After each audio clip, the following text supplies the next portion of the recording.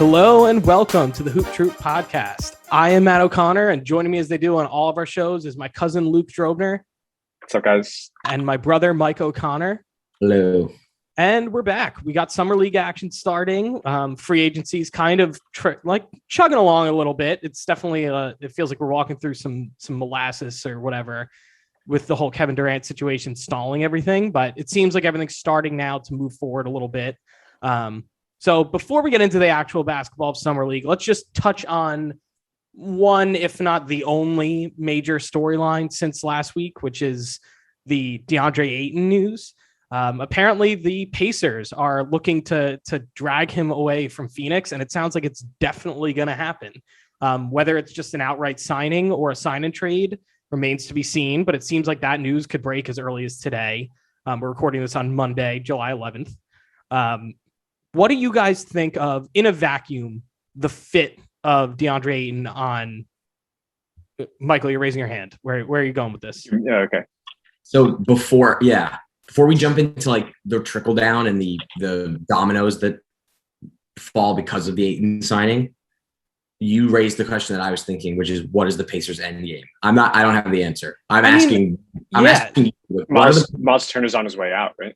So that's the thing. If it's a sign and trade, they're getting Miles Turner out of there. And so I'll frame it this way. They don't have the max offer sheet that they could possibly sign Ayton to pry him away from Phoenix. Like realistically, I think they have like $26 million in cap space or something like that after the Brogdon deal, which is significant, but it's not a true max. And so that is something that I think the Suns could ultimately sign him to as a restricted free agent. Will they? I don't know, but that leads me to believe that they might be doing a sign and trade where they would ship Miles Turner to Phoenix and then bring Ayton back to the Pacers. I like the fit of both of those guys on both teams, actually. I think the Pacers are definitely sellers right now. The only person I think is maybe there's two people who are safe from trades, and that's Tyrese Haliburton and Chris Duarte. Realistically, I'd agree with that. I think everyone else is probably gettable. TJ Warren's out I of would there. imagine they're not going to trade Mathurin. Mathurin. Yeah. But what? Yeah, so they have three guys who are untouchable. And then, I think Buddy Hield's on his way out. I think he'll get traded at the deadline or this offseason. Obviously, they got rid of Brogdon. Ricky Rubio left in free agency. TJ Warren left in free agency. If you really look at the roster, they're getting younger, trying to remove some guys. So, well, the thing I like sell some of those guys from picks, and the thing I like about what they're doing is they made their strategy of like, hey, we're this middling team. You know, they traded away Sabonis. They're starting to trade away. They trade away Brogdon. They trade away whatever. They're bringing back guys from teams, young talent that other organizations don't quite value. So Haliburton they got for, I don't want to say nothing. Sabonis isn't nothing, but I think Sabonis was a very type player. But to get Haliburton for him is significant for them. And then now, if all they're giving up is Miles Turner, at the end of the year. If all they're giving up is Miles Turner to get Ayton, like that is a clear improvement for that organization. And I guess if you're the Pacers, you're not really looking to compete right now. It's okay to give Ayton that max, and then when you sign him to his next contract, maybe you scale him down a little bit just so you can Ben Mathurin ends up being that all-star or superstar level player that you want, and you have to sign him to a max. You can scale Ayton down when it's time for that too. So I think they're doing a good job. It's just, things have to break their way still. Obviously, they're a small market. They're not going to attract a lot of free agent talent. But and I mean, Michael, what are you saying? So I still don't understand what exactly they think Ayton's going to do. Besides, are they still trying to have a top 7 draft pick next year while slowly getting better? Is that the point? Like, I think it would be almost impossible for them to get outside of the top 10. Realistically, if you look at some of these rosters next year, like I would be surprised if they're even outside of like the top 8 picks. Even with they're definitely going to be at the bottom of the East. Like, all right, let's go down. Like, let's just strictly look at like at the bottom of the barrel, teams that have been bad, like Oklahoma City, Houston, Sacramento, who is better this year, Orlando, Indiana. Like Indiana is right in that mix, but then you have the Spurs, who are going to be worse. The Pistons are probably better than Indiana. If not, they're on the same level. Then you have teams like Washington, Portland, like the Jazz, Charlotte, the Knicks, like, are they definitively better than those teams? No. Like, I think realistically, the Pacers are in that like top 6 range of picks.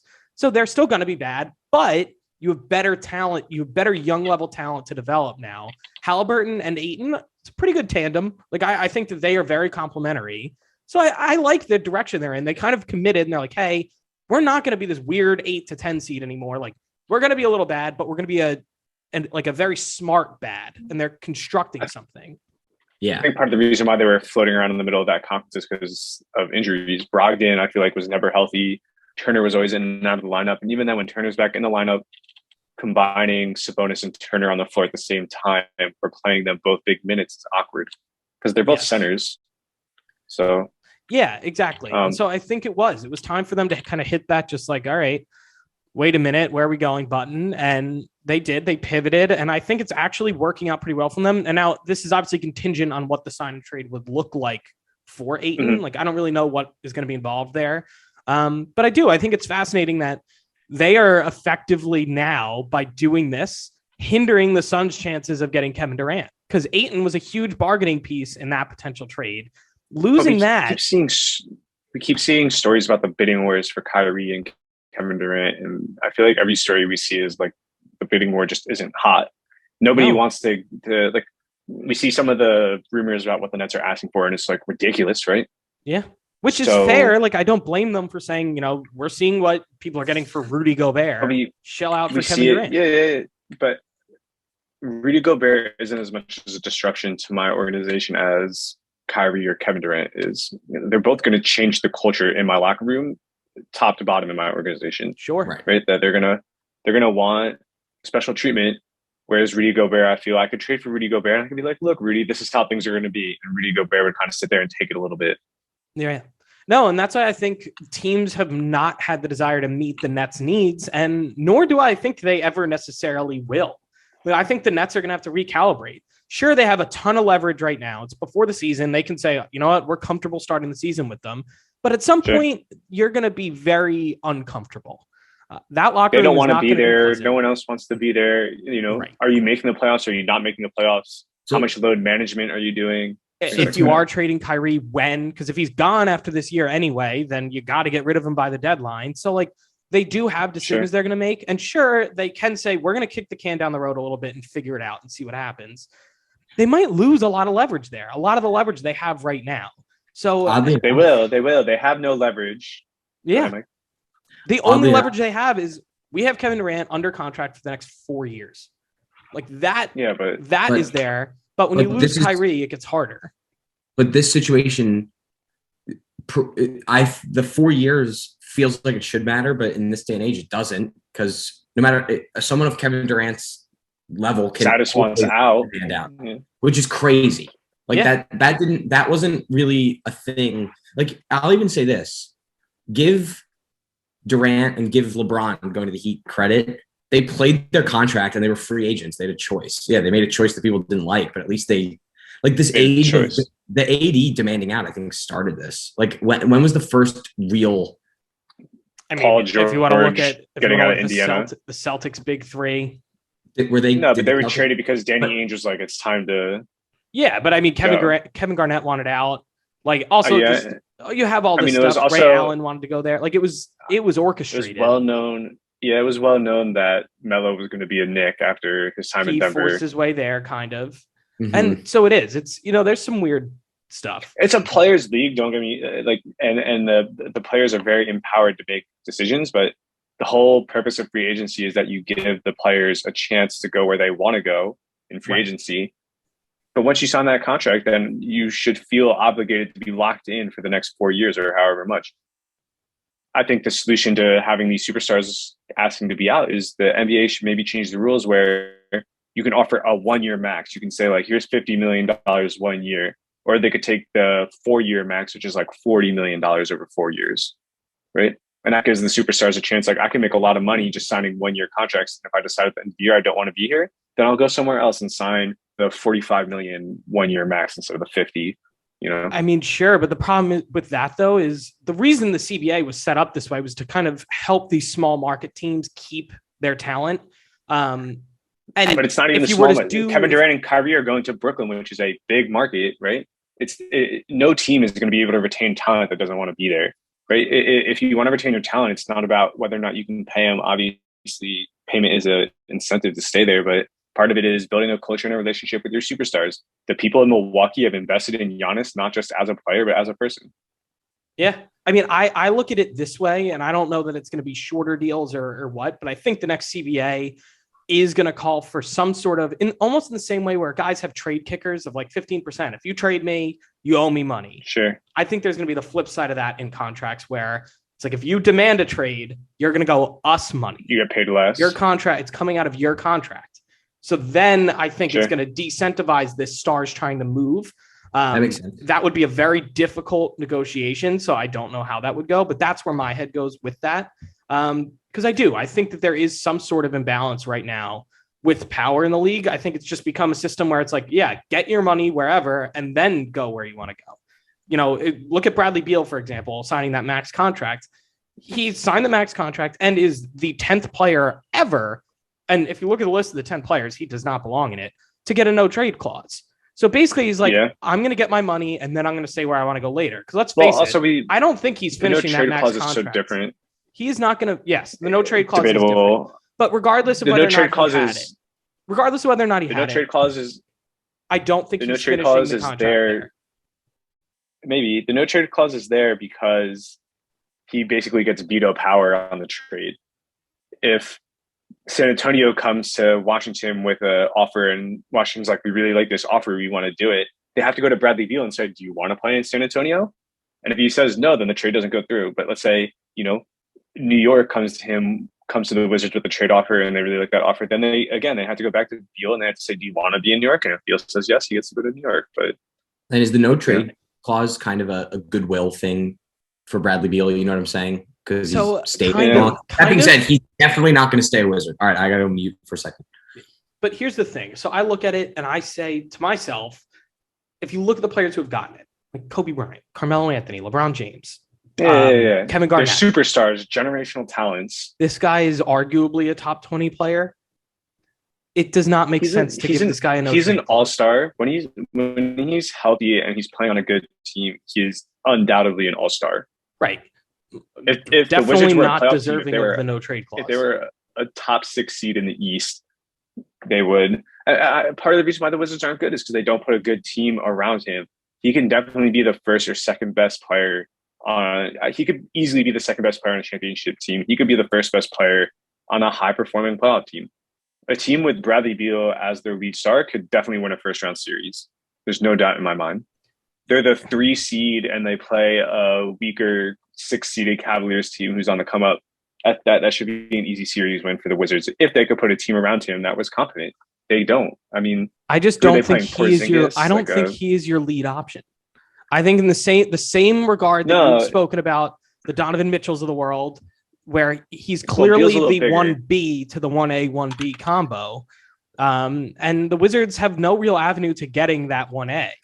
So that's why I look at this and I'm like, it's not Porzingis. It's nothing they currently have on the roster. Beal's 6'4". I think the best situation for Bradley Beal would have been him in Denver. I think a Jokic-Beal combo would be really good because they complement each other. Where we see similar with Jamal Murray, he's a scorer. He doesn't necessarily need the ball in his hands to generate offense, right? And he's not a high-level passer that you would want from a first ball handler like a LeBron right? LeBron can score and he's a great passer. So you put the ball in Jokic's hand and then Beal runs all over the place and Jokic is going to throw the most perfect pass and Beal's going to catch it in rhythm and score. That's where the situation and works what for you're him. doing right now is I feel validating my point of why he is not, if he can't be the guy, he's not deserving of a no trade clause. That's crazy to me. I don't understand why Washington the no trade clause. Washington did it because Bradley Beal wanted veto power. Why is he deserving of that? What has he done for them that is deserving of that? How does adding the no trade clause into your deal affect the team? That's significant. If you can't trade him to the highest bidder, they were already going to try and trade him somewhere that he wanted to be. Right? They wanted to do right by him. Right? They were like, I think the rumors were it was that Bradley Beal wanted to go here, here, and here, and the Wizards probably tried to get him there because they like him. They invest in him as a person, not just as a player. And I think what they did by giving him the no trade clause was validating him. They gave him peace of mind, saying that, look, we will not trade you unless you approve of it. We want your blessing on the trades that we get for you. I'm sure they've come to him. I'm sure people have made offers for Beal, and I'm sure the Wizards have thought about it. And if they did think about it, they probably involved Beal into that conversation because I don't think the Wizards are necessarily a bad organization. It's just they've been stuck in this weird role where they give John Wall all that money. He seemed like he was on the right path. He was third team All NBA, playing really well. He was, all defensive team, either honorable mention or he was a really great player. And they gave him that money. He got injured a couple times, and it was over for him, right? And Beal would have been a good star next to. Yeah, I do agree with that. They could have had a lot of success, like Portland, right? They could have made it to the Western Conference Finals, the Eastern Conference Finals. They could have made it, first round, second round, and they were. Yeah. So I think they're trying to do right by Bradley Beal now that John Wall is gone. Obviously, they tried to build around Beal, but the players they've drafted just aren't up to what they need to be, and that's because they've been picking in that awkward late lottery. So, that is a fair point. And that's kind of why in my head, if I'm working for the organization, I would say we are stuck in this limbo. We're trying to do something right by you. We're giving you the max contract. But at the end of the day, we want to have the final say in where you're going because we're going to take the best offer. We've given you your money. Beal on the roster. Think about Oklahoma City would 100% take on an expiring, just let the guy sit on the bench, play 10 minutes a game, be a leader to some of the young guys. They can say Bradley Beal is injured. Maybe Beal only played 35 games, but he practices with the team. He brings a culture. He brings a mindset, and they're paying him, and they're still trying to get him to where he wants to go. And whether or not, you're a little more optimistic than I am. I obviously, if you're going to pay a guy a super max contract with a no trade clause, you had a conversation with him. There's some type of understanding between Bradley Beal and the Wizards organization that made it beneficial deal on both sides. Yeah, it was. I don't know the right word for it. Symbiotic. Mm-hmm. Yeah, but no, that was. I guess I shouldn't get totally caught up in that, but for me, remembering how bad that experience was trying to trade Carmelo Anthony in the Phil Jackson era and everything. Yeah. When he had the no trade clause, it can get ugly when there are better deals on the table for the team, but the player doesn't want to go there. It can get tough. And so then you have a player stuck in the locker room who doesn't want to be there potentially. And it can turn into a little bit of a hostage situation. Yeah, I think true. Part of it was, after those Amari teams, and you had Tyson Chandler and whatnot, I think a lot of those later Melo teams were just not good. Yeah. Yeah. They weren't. He just became frustrated. They weren't. I remember him visibly being frustrated after games. He was like, I just can't do this anymore. Yeah. And it took a lot out of him. Right. And that's the thing I could see happening to Beal. But all right. Oh, look at this. Michael's back. Let's when we do the podcast in the middle of the workday. Hopefully my boss doesn't listen to this. That's okay. So what spark notes on just what I missed? Bradley Beal, no trade clause. That's about it. But yeah. Yeah, all right, fine. Let's want to get into some actual basketball now that. Yeah. Wait, have you guys been watching the games? I have one more thought before we get into summer league. Am I allowed? Yeah. Yes. So the thing you guys jogged the cogs in my brain with this was, you see what the Wolves did for Rudy Gobert and what they gave up. They gave up picks. It was lottery or draft capital really, and then just players to match salary. We're talking about Durant losing leverage or the Nets losing leverage because of the circumstances. At this point, it sounds like the thing that the Nets will have to concede is the star player they want, but get a boatload of pick. At this point, just get the biggest pick treasured haul. Yeah, exactly. Get the biggest pick haul in history. And then honestly, if Kyrie's a done deal, if the Lakers are the only place, just bring Russ's expiring contract in and those 2029 picks, and you come out with probably somewhere between 8 and 10 draft picks, probably 2 weird players, plus some swaps and things like that, and Russ. Yeah, I just don't think a guy who's going to play. I don't know. Yeah, a guy that will play. Maybe The Tyrese, only something. thing though is they have no incentive to tank. They don't have their own pick for God knows how long because of the Harden trade. But so then, but just again, I'm not a GM, and this is why. But you treat the 9 that you get right, and you have Ben Simmons. So, and you don't know what's happening there. So I think you just let Ben Simmons run. You kind of say like, it doesn't matter if we're good or bad. Let's see what Ben Simmons can do with a Ben Simmons system. So anyway, that was my last thought on that. Like, if you really feel like you aren't going to be able to hold on to Kevin Durant, like if there can't come a time where it's like there isn't really a trade market for you, can we make this work somehow? Yeah, I mean, just the picks is how I feel. But that's my point of them losing leverage. At some point, it might come to that. Yeah. So we'll see. I mean, there's no sense speculating now because it seems like that's at least on hold temporarily. But it's not on hold. Summer League basketball. Let's talk about some Summer League. I want to start. Well, I don't want to drive the conversation. Luke, who do you want to start with? Because you've been watching more of the games than I have. I've definitely seen like quarters here or there, but I actually haven't sat through a full one yet. Yeah, I mean, the most impressive person I've seen so far is Paolo, which no surprise, he was the number 1 pick. Right. Well, sort of. I mean, you never know. That's not always going to translate. I find he's very relaxed. He seems very comfortable. He's Carmelo Anthony skill wise, and they definitely run sets for him where he kind of isolates in the high post, and they just kind of let him work on a little bit of a smaller defender because he's massive. Right? He's like 6'10", 250. Mm-hmm. Pretty much everybody's smaller than him unless it's a center, and he just goes to work and shoots threes. But they also use him a little bit like a Nikola Jokic, where they pass the ball into him on the top of the 3-point line in the middle, and they just have guys from the wings cutting. And he's a good passer. He has good IQ. He's a good feel for the game. So I thought it was very impressive. I think the one thing I'd like to see from him is more consistent effort on defense. I feel like there was times when he was picking his spots.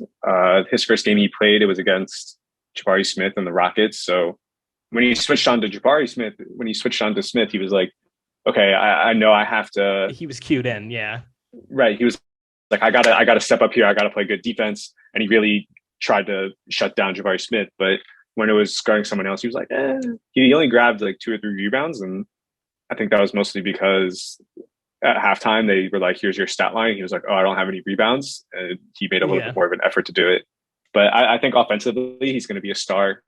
Obviously, his body's NBA ready. I think he's going to make a huge impact this year. And I think the Magic will actually be pretty decent. So, yeah, I mean, I definitely agree with that. I think the thing that stood out to me about Paolo that I don't know why I didn't expect it coming in was that defensive intensity. And maybe it was just, his matchup so far playing against Jabari Smith, which like he was rumored to originally have gone third and then they flipped. Like maybe you are a little more dialed in for that. I don't know why. I wasn't expecting him to have that presence. You can kind of see it right away that, he is switchable out on the perimeter and does a solid job out there. So I was definitely impressed with him.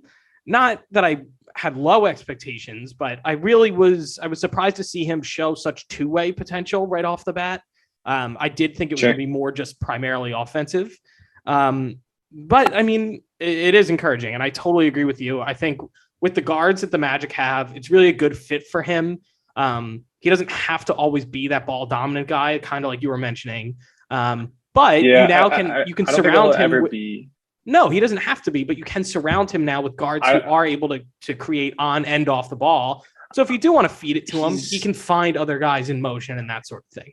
He's more of a offensively complete big. I don't think he'll ever have guard skills like LeBron does. But I don't think that's necessarily a bad thing. Kind of you see how the NBA is developed these days with, you just draft a guy who's really big, who has a really good feel for the game, and he makes the right plays for your teams, right? Whether the guy you draft looks like LeBron or Luka, or he looks like Jokic or Giannis, it doesn't really matter. But I think he's going to fit more of a mold along the lines of a Jokic or a Giannis than he will a Luka or a LeBron. See, I've seen a ton of comparisons to Carmelo Anthony, and I actually really do see it. No, he has a really developed post game, obviously, but I think that's just where his skill set is right now. As the game slows down for him, I think he's going to end up developing more into a, because I mean he's massive. He can grab rebounds and just run down the court like a Giannis. Right. And when they get him going in a half court set, he does have a little bit of a Melo. He does have a little bit of a Jokic. I don't think he'll ever be a Jokic, but he's definitely at some point in his career he'll be a 25 points per game scorer. Easily. Yeah, I think that's very, very much. You don't agree, or do you agree? No, it's just amazing. It's just amazing that he wasn't the consensus number one this entire time. Like, well, because there's so much intrigue about Chet, which we saw in that first game. In that but Chet was never considered the one seed. It really was just Jabari Smith or Paolo. No, I think at the beginning of the season before they started playing, it was Chet. Yeah. And then when they started playing and they realized, wow, like this Jabari Smith guy's drilling threes. And then obviously Paolo has always been in the top 3 conversation as well. So I do think it was up for debate. Chet. And I think if you look at Chet's first game on the Thunder, granted they weren't playing anyone good, but it was still impressive. Like they were playing, who was it? No, he played really well. I think out of the top 3 guys, Paolo has the highest floor. You're gonna see an all-star level out of Paolo no matter what. The other 2 are still in question. Where can Chet deal with some of the guys who are a little stronger than him, or even the guys who are way stronger than him? Right. I think there is times when you're gonna be forced to play Chet at power forward because you just simply can't play him at center, and that's gonna mess up your lineups. So probably. I mean, it is just unfortunate that he's so skinny. I mean, he was just getting. What position does Durant play? Small forward. Small forward, power forward. I don't think Chet will always be a big. I don't think he'll be a Kevin Durant. There are definitely times when you're like, ooh, like that. That was really interesting. That was. He had a couple turnaround fadeaways in his first 2 games where I was like, I like the Dirk comparisons. I like the Dirk comparisons, but he's definitely a little more agile. So. And I thought his defense more than anything was the most encouraging thing if I'm the Thunder. Like, yeah, I think until that second game. Until that second game. In that first game, yes, he had 6 blocks, set the summer league record, which he had awesome. He had 3 blocks in the third game. It just so happens to be that a couple places he got bullied by someone. I mean, he was getting pummeled, which is why when he's actually playing against big daddy setters in the NBA, he's going to get pummeled. Yeah, 100%. When he plays against a Jokic or he plays against an Embiid, you're going to be forced to play him at power forward. Kenneth Lofton Jr. is a supremely underrated player. Okay. He's 6'6", 285 pounds. He's not in shape. He doesn't look like a basketball player. He played with the U19 USA team that won gold in that tournament over there. And, there were other guys on that team like Chet and Jaden Ivey, who are obviously just drafted top 5. He is an outstanding basketball player.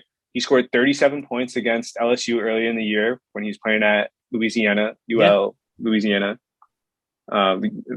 Cajuns. I don't know what the exact school name is.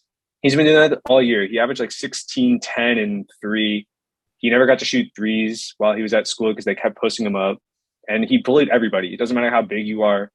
He went at Victor Wembanyama in the U19 tournament game. So, and he bullied Victor too. So I think that is a concern for Victor, but Victor and Chet have the same build, same game. Right. Victor just does it. Victor Wembanyama just does it at such a higher level that he's better than Chet. But it's obviously a concern too. But Kenneth Lofton Jr., I feel when everyone was like, "Oh, look, this no-name guy is bullying around Chet." He's not no-name guy, and he pushes he's everybody. Still young. I'm saying when he's going against grown-ass men in the NBA, he is going to get. He's going to get strong. Yeah, sure, but I'm just saying he's going to be getting tossed around by guys. Even think of I don't know. I'm going to go through backups now. Andre Drummond would pummel him. You're going to put him in a Robin Lopez is going to back him down every time. Without then Rolo's going to do what? Shoot a hook shot? Yeah, and it works. I think Chet might have a chance to block that hook shot. Oh my! All right, I really do that as a day, but honestly, even a Zubats. Yes, Zubats would eat him alive. Yeah, right, but that's my point. You have all these guys. But, even if you want to start looking at some power forwards, some of them would probably mess them up. I think when you play 20 of the 30 NBA teams, the 29 other NBA teams, most of what their centers are doing are rolling, and I think Chet is perfectly built to stop pick and rolls. He's switchable. He'll stop lobs. Even if you catch it low on him, you might be able to bully him a little bit, but he's still good enough to get a block, right? And I think he's very smart. He understands his strengths, he understands his weaknesses, and he knows how to manage for the lack of strength he has, especially right now. We'll see what happens as he gets older. Obviously, I mean, I think there are times when Kevin Durant gets stuck on like an Embiid or something like that, and Embiid always destroys him.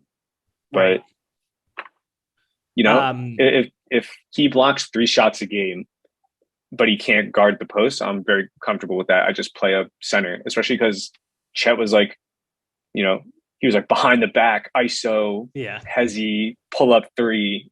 I feel very comfortable playing Andre Drummond next to Chet. Right. I mean, it's not like he's going to be in the paint all the time, so you're going to have him on the perimeter. And if you think about it, would be like a Robert Williams didn't guard the post. Al Horford did. They just kind of used Robert Williams as an eraser. It's like, okay, you help off the corner and you block whatever shot you can. So yeah. No, I mean, I do. I think so far I'm definitely impressed by those top picks.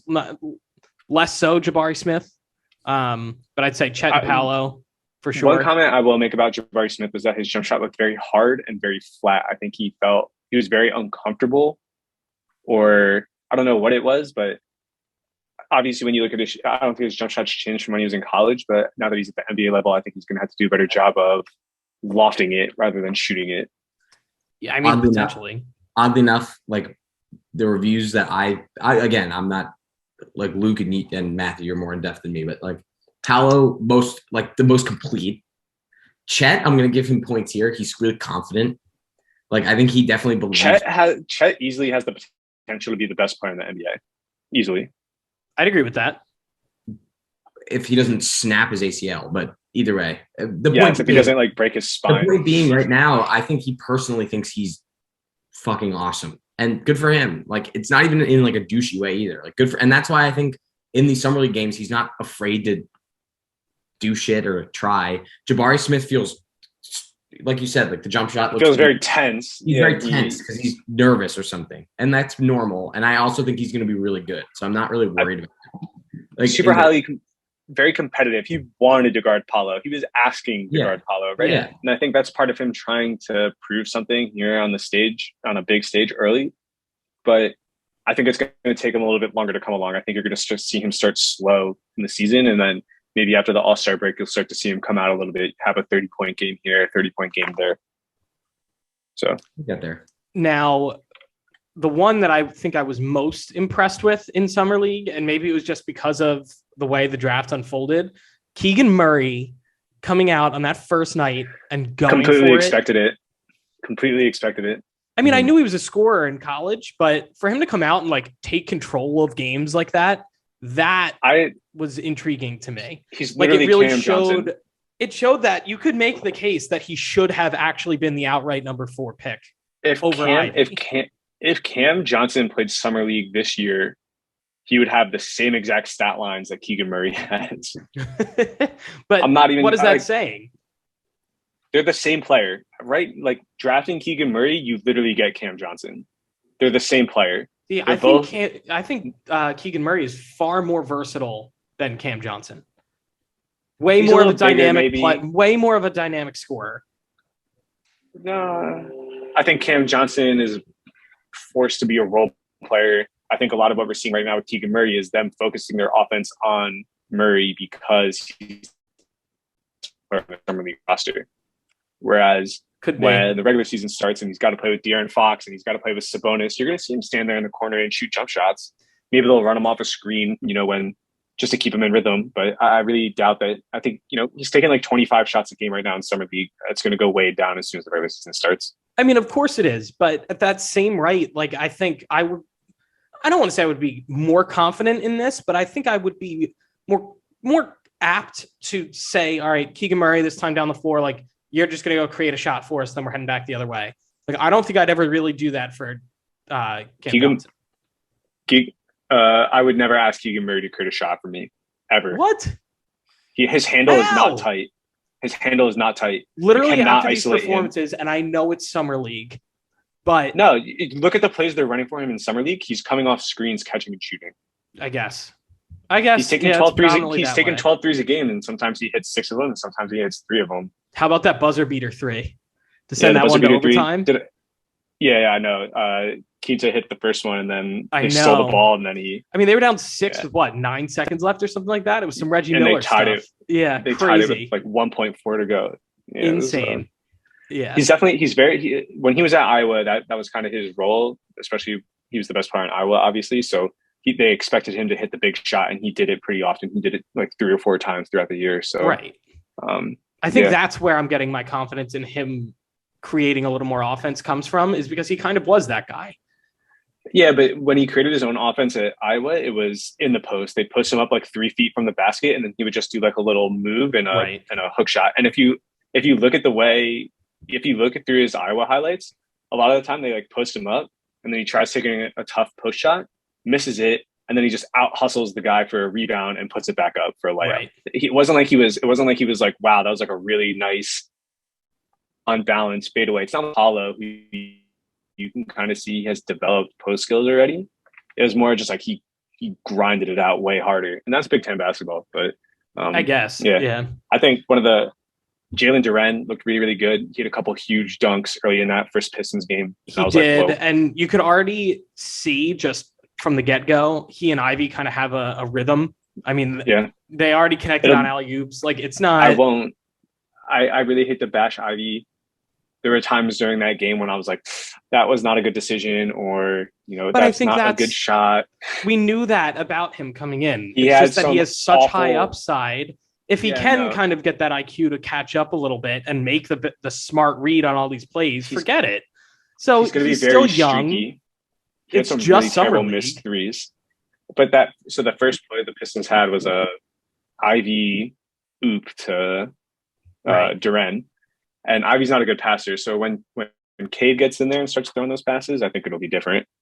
It's going to be really exciting. I do think Duren has looked good. I want to address one thing that I've been seeing on the internet is the Knicks are getting a ton of slander for trading him, but it was the Hornets. The Knicks just facilitated the trade with the Hornets for him. So the Knicks just got involved and were like, all right, we're attaching Kemba in here. Someone take Kemba, but it was their trade, not the Knicks. The Knicks don't deserve the crap. Sure, they could have taken him at 11, but whatever. They have Mitchell Robinson. They got Hartenstein, and then Jericho Sims looks like an absolute monster. I think the best thing we did was just not take just a person at 11. Fine, right. But my point being, Duren has looked good.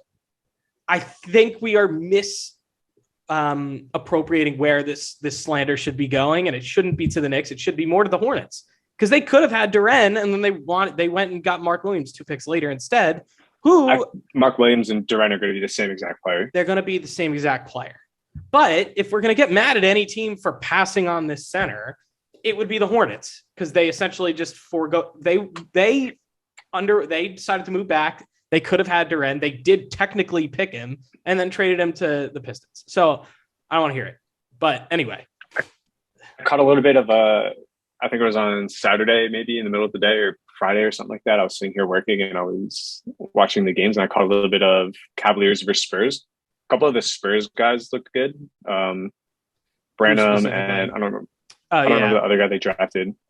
They drafted two shooting guards, and they both looked pretty good. And one of the guy they drafted last year, Josh Primo, he looks more mature. I remember him being the youngest guy in the draft last year. So the fact that he's been in an NBA strength program probably means a lot to him, and he looked really good too. But on the other side of that game, the Cavs had Ochai Agbaji or whatever. He looks NBA ready. He was shooting the ball with a lot of confidence. So there's a couple guys in that game where I was like, okay, like these seem to be solid picks. They were picked at the right spot at the right time. But where is Agbaji? Like, Agbaji makes the roster. Yeah, definitely. Right? Yeah, of course. But he's just the backup shooting guard. Backup 2 or 3. He's the backup shooting guard, and he's a catch and shoot 3 type guy, 3 and D. Like, realistically, he's not going to play much his rookie year, and I think that's fine. But you're not going to be afraid. I think he's an upgrade over Jetty Osman. Yeah. I look at him kind of the same way the Knicks used Quentin Grimes last year. Like, probably even right off the get-go, probably isn't in the rotation. And then as he practices more and develops and gets more confident, they start giving him a few more minutes. And then realistically, if he's playing well and like convinces the coaching staff, like he might end up having like a 15, 20-minute role, something like that. Is there going to be, what's the over-under on like the 30.9 for 13-3 Agbaji game this year? Wait. Not happening. Like, what? Do you think he could, do you think there's at least space for one like Agbaji explosion game, like 9 for 13 from? Yes. You're saying he hits 9 It'll threes. happen. I mean, maybe not as a rookie, but somewhere in his career. Like I think he's a strong enough shooter that it's possible. They give him enough rope to stay out there, and he shoots the lights out like he did in the national championship. I think they have a couple guys. Obviously, Sexton, I don't think will end up coming back to the Cavs unless it's on like a really team-friendly qualifying offer. So after, obviously, you've Garland, Mobley, and Allen are starting. Markkanen will probably start. So you kind of leave a shooting guard spot open, and they don't really have a first option at shooting guard. So I think there's going to be a rotation of guys. I think you'll see Agbaji maybe start a couple games, like 10 games this season. I mean, throughout the course of the season, maybe. someone's going to get injured. Someone's, load management type thing. I think you'll see him start a couple games at shooting guard. And obviously, guys come off the bench nowadays and they'll play 30 minutes off the bench. If he just happens to be hot that day, he'll stay on the floor. I think him staying on the floor will be mostly based on his defense, because I think they're going to need a lot of defense out of some of the supporting role with Garland at point guard. So I think he's going to take on a lot of really tough assignments. Like if, you put the Portland Trail Blazers, he's going to have to guard Damian Lillard followed by Anthony Simons, and that's going to be a tough matchup. Yeah. So no, I agree. And I think actually this type of fit gave me, like, I look at some of the other guards who got drafted, and I similarly think they ended up at good spots. I think another late round pick that has looked very strong in summer league, and specifically for where he's going to be playing and his role, I think Jaden Hardy, the Mavericks pick, has looked... I think that was a really great pick. Yeah. I have the recruiting class pulled up. 24/7 had him ranked as the 4th overall recruit. So the fact that he fell, and that's over guys like Jalen Duren, Jabari Smith, Patrick Baldwin, who got drafted in the first round, Kennedy Chandler, who got drafted in the first round. I think obviously he was a really great basketball player. I think playing in that G League system kind of has him underrated because I agree, it's hard to play there. But I mean, he's a very good scorer. He's great on offense. I mean, I still would like to see a little more progress on defense, and I think that could become. But the Mavericks are such a strong team, defensive team, that I think it's okay, and you could probably hide it. I think he's gonna be part of the rotation, but you don't. I do. I think he'll play. No, he will. He'll be part of the rotation. Oh, I thought you said my bad. But he'll only play like 12, 15 minutes a game, and I think that's just because they have other guys at the same position as him who offer more, like a Reggie Bullock or a Tim Hardaway Jr. I think is going to be slightly better. I do think in picking him, it really insulates them from feeling how much it's going to hurt losing Jalen Brunson, at least temporarily, because Brunson was a really strong offensive piece that they could go to when Luka was out, or if he's just on the bench during a game, whatever it might be. Now you have another guy who is more like, he is better prepared to go and score in bunches than the other guy before that. I would imagine you'd say it's Dinwiddie or Tim Hardaway Jr., who like night in, night out, are you really confident in saying like, all right, that's where our offense is coming Christian from. Wood now, and Christian Wood could definitely dump in 20. So if Luka's off the floor, you can kind of run it through Christian Wood a little bit. Right. Pick and pops and whatnot. But you have to change your entire offense to do that. Yeah, I think the plus side with Hardy is that he spent a whole year in the G League, so he's a little more NBA ready than some of the other guys who got drafted in and around him, or some of the other guys who were playing in college. And I think it shows in summer league too. You can kind of see 100%. How some of these guys who went to college versus the pros, and that can be international or otherwise. You do notice that they are a little. It's easier for them to ready handle some of that game. Yes, the transition is easier just because they've been around the pace. They've been around the same type of sets and the screens and the way you play defense and things like that. I think he's just prepared to face those challenges that some of the guys who played in college or EuroLeague haven't seen yet, and he's seen them. So I think he's going to transition very smoothly. I think he's going to average like 10 points a game for the Mavericks, which is kind of just what they need.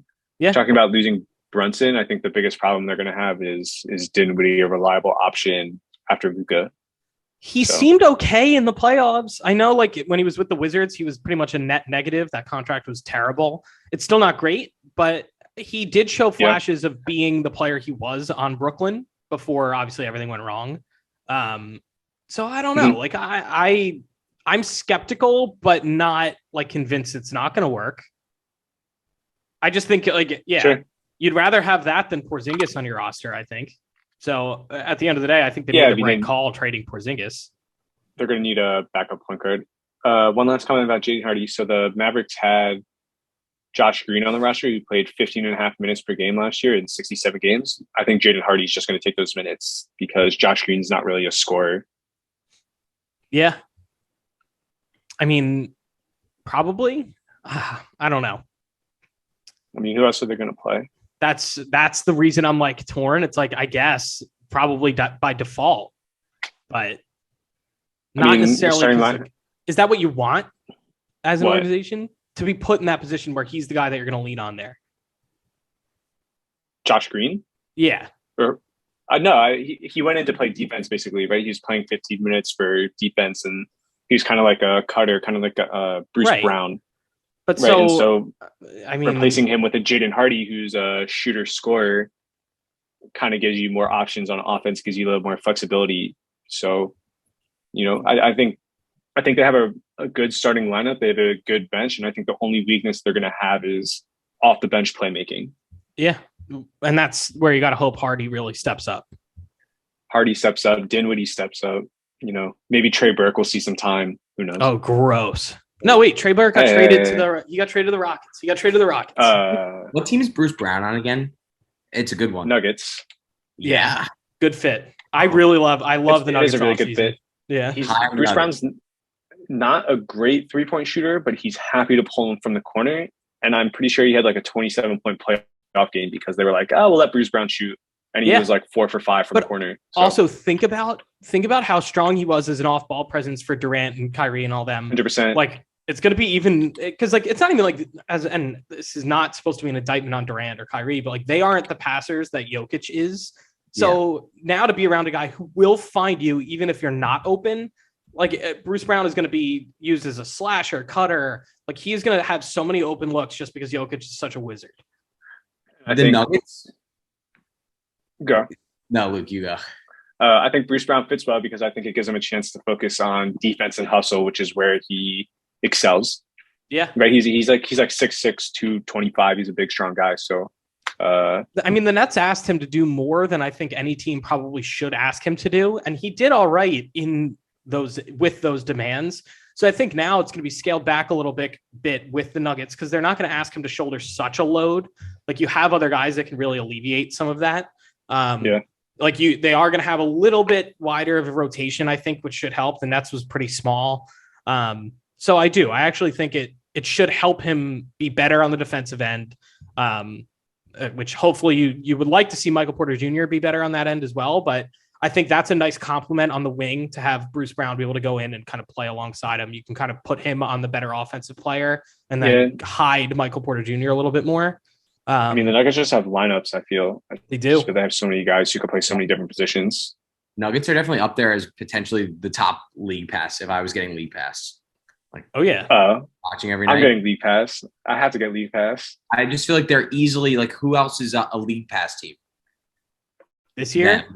There's a bunch of teams. Like, I'm intrigued by the Pistons. I want to watch. Crazy to say, but I think that's going to be fun. I'm excited for Pistons basketball too. I won't lie about that. Right? Like, I just think even the bad teams. I can't believe that's a quote on our podcast. I'm excited for Pistons basketball. But why wouldn't you be? Yeah, no, it's good. I think the Magic are going to be a team to watch here and there. Paulo's playing well. I think I might tune into a game. Hornets are always fun. I'm intrigued by new look Portland a little bit. I think Zion being back with the Pelicans is huge. I think the Pelicans are the past team for sure. I think the Pelicans are going to get a lot of nationally televised games this year. I really think they're going to get a lot of them. And again, how could you not put Herb Jones on national television? You have to. I'm also derailing your guys' very high level, or high IQ No. summer league evaluation, and I just bring it back to the idea that the Nets are losing leverage. Ingram and picks. Why would the Pelicans not do that? Because I mean, there's something to be said about like, do we even want Durant? Like they might not want him. They might not value that trade. I personally think it's a no-brainer, but I don't know. I also think Ingram is more comfortable doing like pick and roll, kind of taking turns with CJ McCollum, whereas Kevin Durant is more of isolation. They're also kind of currently in that like very good vibe type atmosphere after that playoff performance that if you bring in Durant, does that change things that dramatically? You already now have to implement Zion, which I don't think is that clouds hard. Over, but there's dark clouds over Kyrie and KD. It could be a little scary. And if you don't perform well, does that potentially mean you get head coaches fired or like you're gonna change? Because obviously if you're making these trades, you're gonna move significant guys. Like, does that affect how everything's going in the locker room? Like, is Grand Theft Alvarado still in the locker room? Like, things like that you see really have a positive influence on some of the guys on the team. It could all change on a dime. So, like, is it worth it? And especially to hemorrhage so much to do it, it's a scary decision to make. Which is why I always thought the Suns were the most likely destination because they have their leaders in Chris Paul and Booker. You weren't going to trade any of those guys that were like truly like the top of your team, which I feel like Brandon Ingram is right now. Mm-hmm. So by getting the leader, and getting McCall Bridges and Ayton were good presence like in that locker room. I didn't think it was like the end of the world losing them. Leaders, right? And so bringing in KD is actually okay. I just don't. I'm very comfortable with the Pelicans. I'm also very comfortable labeling Ayton an all-star, especially if he's in the Eastern Conference. I think it's possible. If you let Ayton run and Ayton averages 18, 11, and 3 a game in the Eastern Conference on a decent Brooklyn team, he could be an all-star. He'll probably get in. Or the Pacers. I mean, if he plays with Haliburton, like the two of them are just it's gonna be just both of them every time down the floor. So yeah, it's a good point. I'm sorry if I don't know. I'm scatterbrained when it comes to the NBA, but no, I mean, believe me, that's what this time of year is. I mean, we're watching essentially nobodies and first round picks play in the summer league. There's like rumors of people getting traded or moved, and then we can just speculate about next season. But that's kind of the fun of the off season and why it's like almost a little more entertaining than the regular season. Because right now there's so much crap going on, and we could just speculate about who's actually going to be good.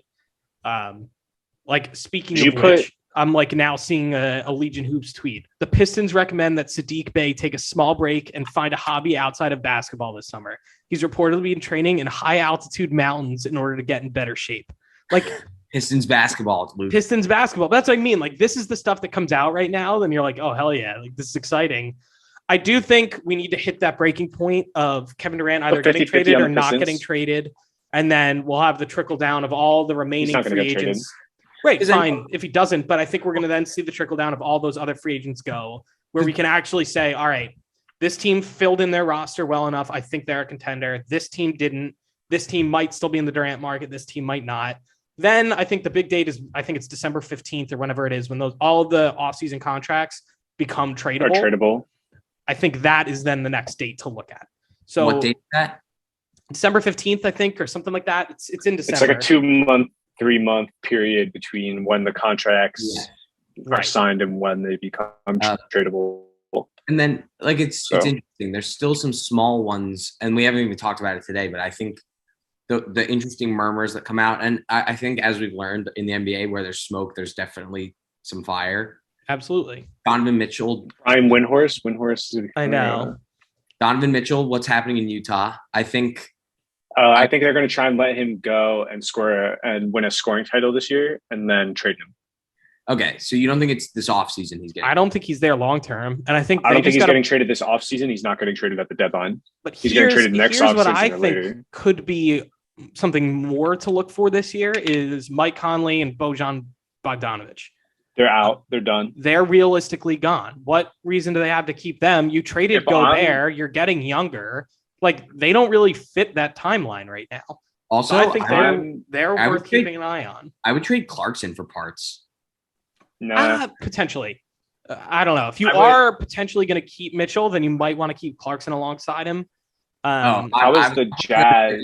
I was operating under the idea that you're not keeping Mitchell. But maybe you get all these picks and whatever, and you're retooling and you get younger and you can convince Mitchell to say, hey, like, we're about to make a splash. We're going to bring you a second guy and we're going to go for it. So, like, you did just get like the holy grail for Rudy Gobert. Maybe you make a couple more moves and have a ton more assets, and then you're in a position to go make a big trade.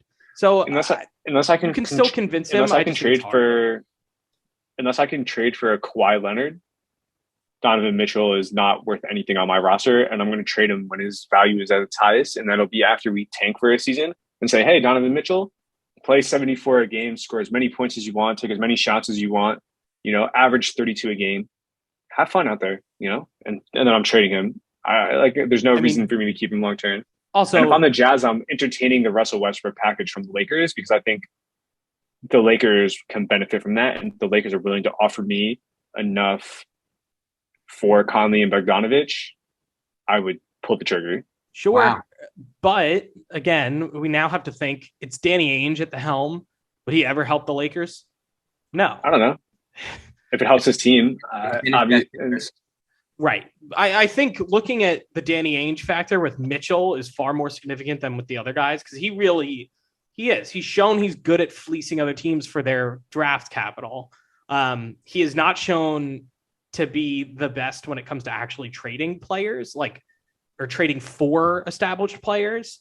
Like, that's where I think his weakness comes in as the GM. He's a team rebuilder. Similar to you hired Dwayne Casey to develop young guys. You hired Danny Ainge to trade away players on your roster for draft capital. And that's why I think realistically Mitchell's out of there. He's young, so you could technically say he's part of the rebuild, but I don't know. I don't see it. He's 25. Right. Yeah. That's plenty young. What do you mean? No. Here I am on the Utah Jazz. I finally draft who we think is going to be the superstar of our future in 2026. Donovan Mitchell is now 28, 29. And we need another 3 years before our superstar is ready. 4 years before our superstar is ready. Do I want a 32-year-old shooting guard who's too small to actually play shooting guard and doesn't want to play defense on my roster? And he's frustrated because he's been in Utah for the past 8 years, waiting for the team to be good. You make a point. Trade him. Let him win a scoring title and trade him. Right. Boost his value. Tank the crap out of the season. Let Donovan Mitchell have the highest usage rating he's ever had in his career and trade him because his value's high. Yeah, I think that's probably the course we're on, is they're going to wait and they're going to sell him for the right price. They have him under contract for 4 years. I think he has a player option after the third year. So realistically, it's probably only 3. But at some point, I do think he's not finishing that contract in Utah. I'd be shocked. And again, Donovan Mitchell's a big fish that everyone feels like is going to fall. But I'm fiending. I'm tweaking for the Ayton news today. I want that to happen. Because then the plot thickens with Durant, and then the other weird dominoes are Buddy Hield. I feel like will move. Yeah, I think that's possible. And then maybe this one doesn't matter to many people, but Sexton being signed somewhere or traded, that matters. I can't tell if Sexton actually got an offer sheet from Dallas or not. Wait, we don't know. I don't know. There was a rumor that they did, but offered him $20 million, and then there was another rumor that they didn't. Oh. So a lot of misinformation right now. It's just outside of it's just so interesting, and it goes to your point, Matthew, about the offseason being so just fun. That Durant isn't even. There's so many little pieces that are going to matter. But that's the thing. We need at some point it just to be all the teams are screw this, we're not trading for him, and then suddenly all the signings and everything. There's going to be an avalanche of other secondary moves. We just need this weird. We need this Ayton domino to fall. Then everyone's gonna be we're not trading for Kevin Durant, and then it's gonna be okay, Carmelo Anthony signed where? That's what's about to happen. It's just that's what I'm waiting for. It's just all gonna start happening. If there's a sign and trade between the Pacers and the Suns for Ayton, I think Buddy Hield and Turner end up going to Phoenix. It'll be. I think it's that big of a trade. Wow, that's also gonna be nuts. Buddy Hield on Phoenix, I think is amazing. That is so good for them. No. Am I being crazy? If it happens, but also why wouldn't you want to keep why would you not want to keep Buddy Hield next to Halliburton and Ayton? He's gonna, because it's not part of their timeline, right? Like, not Yeah. really. But I wouldn't say, like, I think that's a Try out good other complementary guys. player to those two. You let him start. 100%, He just wanted out of 100%. Sacramento. He's a good complementary player. Buddy Hield is a great shooter. He's a good complementary player on all 30 NBA teams. And also, they're not worried about his price tag, which is a little higher than I think anyone would realistically like. 17 million a year. But right. I think he's an expiring. So I think after next year he's done. So I think that it benefits the Suns to trade for him. And I think obviously Turner replacing Ayton is a huge deal. And they add shooting, especially like if you lose a Cam Johnson or, picks, or you just want another shooter on the roster. Right. And Buddy Hield's pretty big. I really don't think Buddy Hield will finish this season on the Pacers, whether he gets moved this offseason or he gets moved at the deadline. I think his value is so high. See, to me, he feels like more of a deadline piece. Like he's the one that, like, someone who is making that push to win a championship is like, we need a shooter who can create. Like, look what he's doing on the Pacers. Then you go send realistically, it's a late first, but you send your current first round pick to go get him. So maybe the Suns acquire him, realize that they're pretty happy with Landry Shamet, and then they move him at the deadline. But at least they have him on the roster. They move him at the deadline for someone a little bit better of a fit. Maybe, okay, we don't really like Cam Johnson, but we can trade Buddy Hield for DeLone Wright or someone like that. He's a little bit bigger, still plays point guard, things like that. There are pieces. I think the Suns have to keep their options open, especially if they want to win now. And if Buddy Hield's value is high right now, higher than their 2026 pick that they send in place of him, why not? Yeah. I tend to agree. I do. All right, let's think. Any other topics we want to touch on before we wrap this one up? Because not a hell of a lot has happened in the past week, other than just some summer league games. Giddy stock is up. Huh? Oh yeah, I mean, I pretty much everything the Thunder are doing, I like except for paying Lou Dort that much money. But I thought the Lou Dort contract. I'm on the Lou Dort contract. 4 years, $87 million to play defense. His shooting is going to get better. Is it? Yeah, it has gotten better. If you look at his stats, he gets better every year. I guess. And he's still a good defender when we're ready to compete. He's Andre Roberson. Also, who else are you paying right now? I guess is kind of how I look at it. SGA makes some money, but I think James Harden taking a pay cut is also worth mentioning, especially because Morey's kind of done like a Tibbs here, where he's like collected the 2016 Rockets on whatever roster he's managing. Kind of like Tibbs is like, I'll sign literally everybody who was on the Bulls teams. Good old Timber Bulls back in Minnesota when Tibbs was there. But so I do on that Harden front, I think it's very interesting that he signed the 1+1. So he has a player option after the first year. And I think that's fascinating because he's taking a pay cut in both. And I guess it really is going to be contingent on how they do this year, whether or not he opts in or out. But it sounds like he and the organization agreed, like, you come in better shape, you take a pay cut, like, we can win a championship. And I think realistically that is true.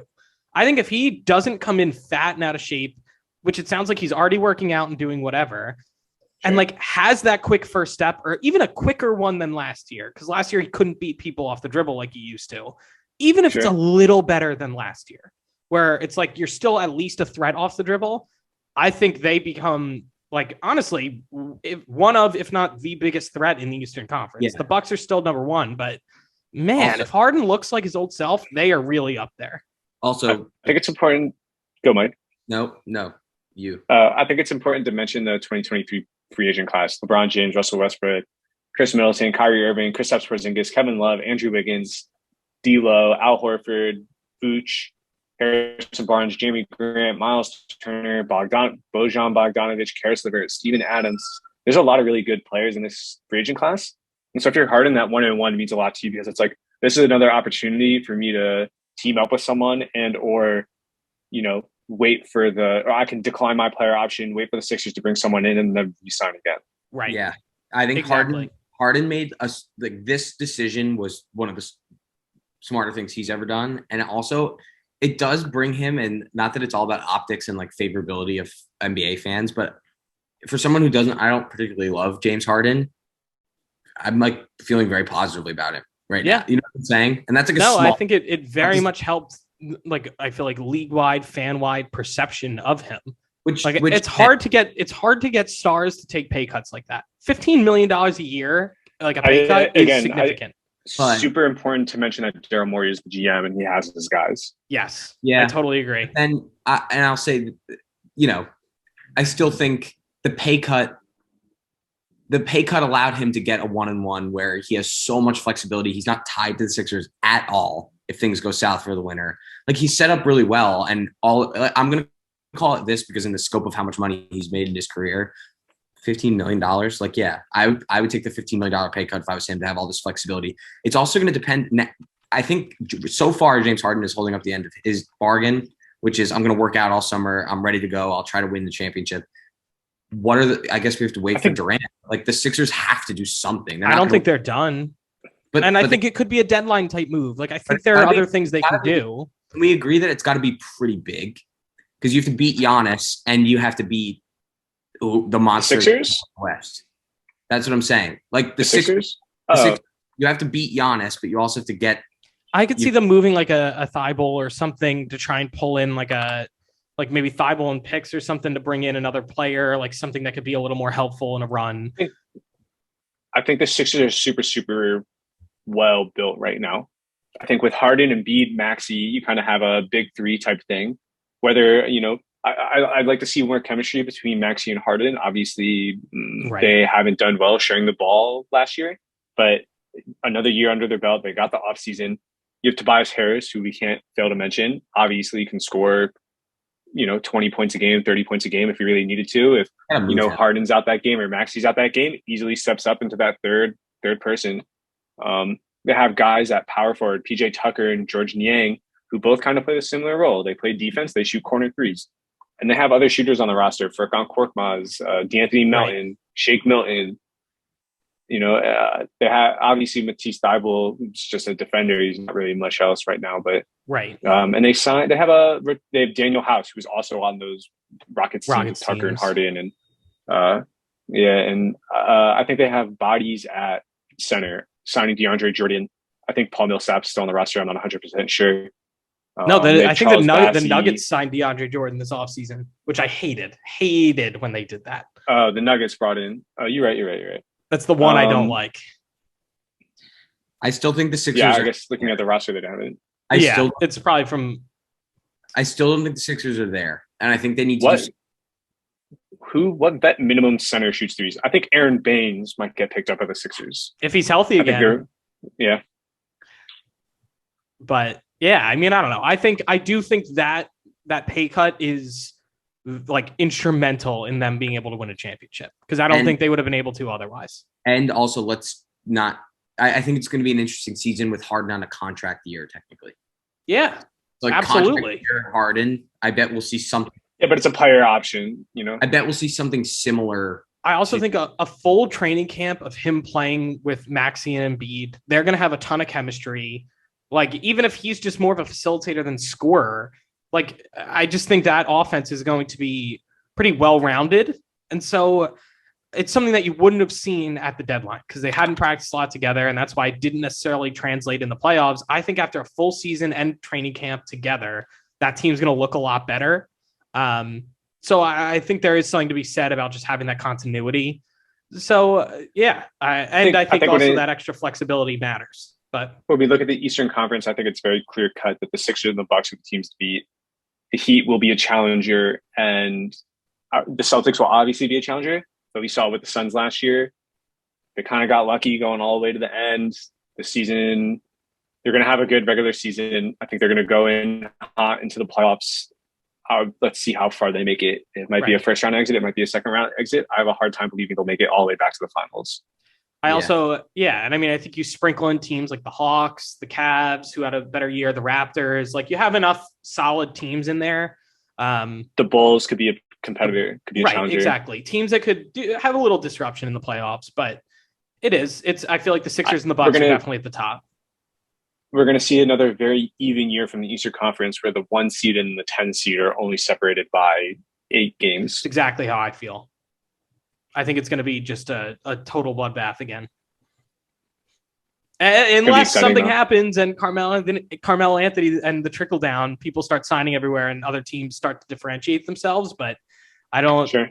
I think it's still a little too early to tell because, like, who knows? What if Colin Sexton takes a cheap deal with one of these sick teams and like disrupts everything? I don't know. I could I'm not saying definitely it's see definitively Colin going to happen, Sexton, but I could see Colin Sexton being on the Heat or something like that next year. right, something weird that just throws off the balance. So I don't want to totally set everything in stone yet, but I think we're getting there. We need Kevin to stop ruining everything. I know. Get out of here, Kevin. Kevin, hey, KD and Kyrie. You upset that he didn't come to the Knicks? I know. I love that video. They called him a madman. Yep. That's just going to age so well forever. Oh my God, it's perfect. Yeah. It was awful for a second there, but then we're back. We've reclaimed the meme. Yep. All right. Bing bonging when the Knicks win again. Yeah, I think Bing Bong is going to be back soon. No, God, no. Ooh. Hopefully not. Please no. All right. Is there anything else we need to touch on? Been on here for a little while now. Let's just, more than an hour. We're going to be texting each other about Ayton later. I know. Let's hope whatever Ayton trade doesn't like make a lot of what we said today obsolete. But if it drops tonight before our podcast comes out tomorrow, let's hope it's nothing too crazy that makes it sound dumb. What happens if the news is in a sign and trade with the Pacers? It's the Ayton to Brooklyn for KD. Then everything we've said has gone to shit, and we live with it. Emergency podcast. We might have to if that happens. Oh we might have to. Okay. All right. Well, for those who have made it this far, thank you for tuning in. This is the Hoop Troop podcast, and join us next time.